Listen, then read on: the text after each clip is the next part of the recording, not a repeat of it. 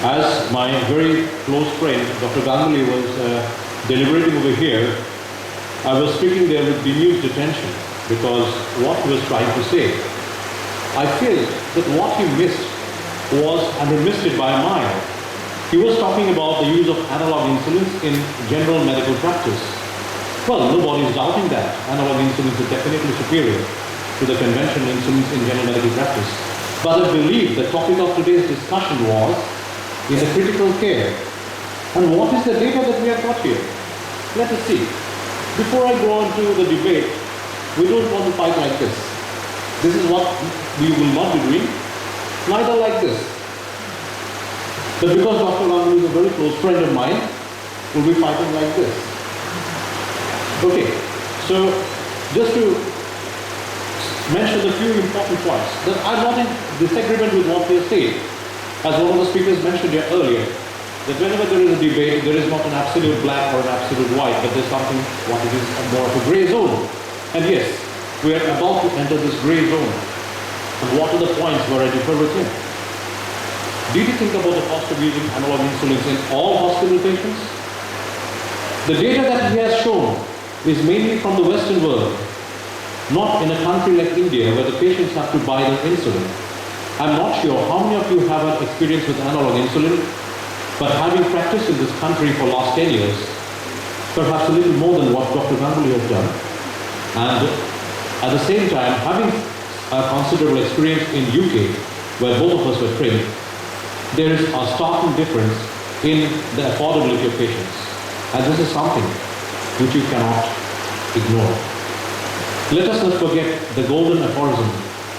Medicine is not science, but a part of it is arts as well, and something which we can never forget.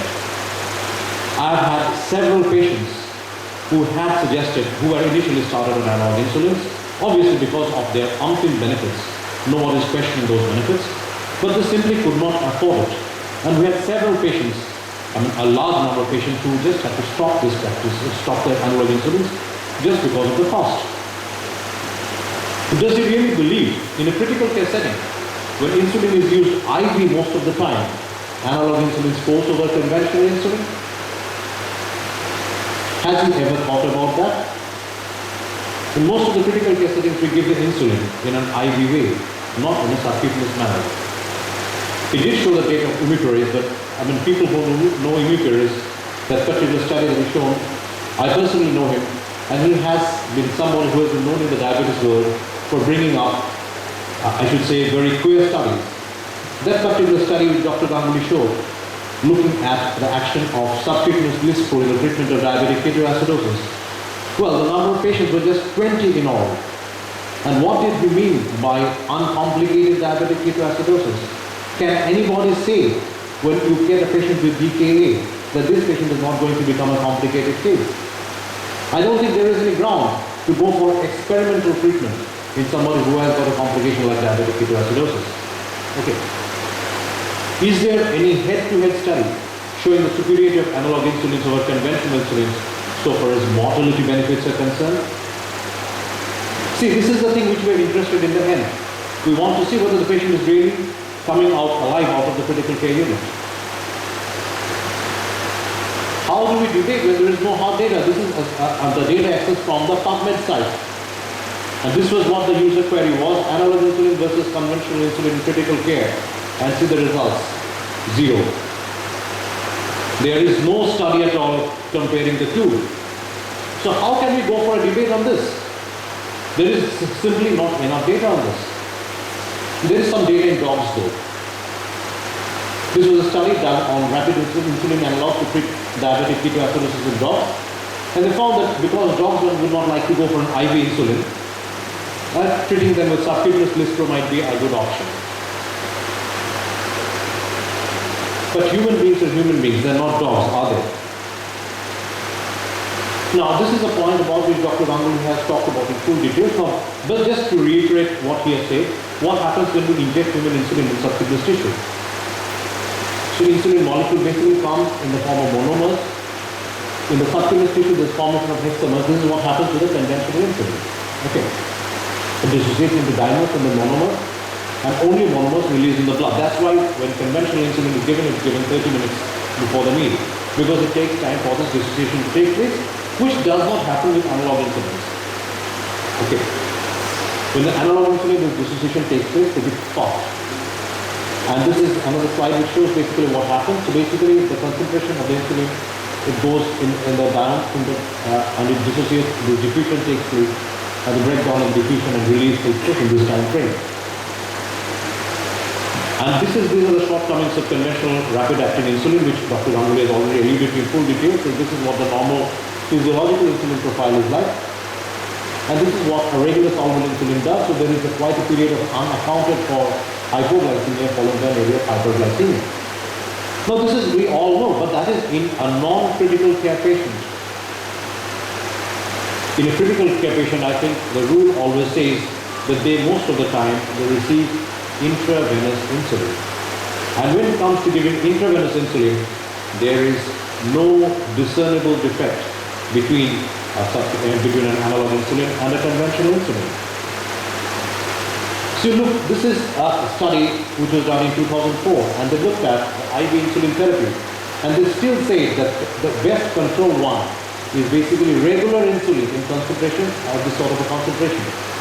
What is regular insulin? This is nothing other than the conventional soluble insulin. What about in DK?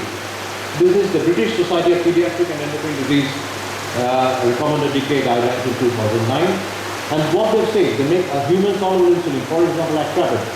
See, no mention of any analog insulin here in this guideline. No added advantage of IV analog over IV insulin in this critical care. This was again another study which showed. But if you look at the HbA1c reduction, if you look at the groups, statistically all these three groups, basically they compare the three groups, insulin aspart, insulin, human insulin, and aspart mix. And if you look at the groups, they're all statistically significant, which means that HbA1c reduction is perhaps the same in both the groups. And this is something which was shown by Dr. Ganguly as well in one of his previous slides. So, if you come to the HbA1c reduction, not much of a difference. The only practical difference, what I can make out from Dr. Ganguly's erudite presentation, is that there is a reduced incidence of hypoglycemia and reduced chance of weight gain. But do you think these are the important parameters when you get somebody in the critical care unit? Your goal is to save the life of the patient, not to make sure that he doesn't get weight gain. And basically, in intensive glucose management with a random tempo, if you're talking about intensity of treatment, it is shown that it ultimately does not make any difference in the hospital mortality or the ICU mortality. The most important thing is to keep the HbA1c or the glucose control within a certain level. And this is something about which we debated last year in the same video. What about the latest ADA-ESC guidelines? If you look at it, generally long-acting insulin analogs reduce the incidence of overnight hypoglycemia. No thought about it. Rapid-acting insulin analogs reduce the post-prandial glucose expression as compared with the corresponding human insulin. But they generally do not result in a clinically significant lower HbA1c. So, my question to my learned friend is, in a critical care setting, do you go for subcutaneous or IV insulin? What is your protocol? Does the analog insulin have any additional advantage when given as an infusion over conventional insulin? Even in a non-critical care setting, do you use conventional or analog insulin more frequently? Now, Dr. Ganguly might be fortunate, might be having quite a few patients who have got enough money in the past and can use analog insulin at random. Well, there is no question regarding the superiority of analog insulins, but provided you can afford them. So, my answer to these questions is a simple no. Thank you.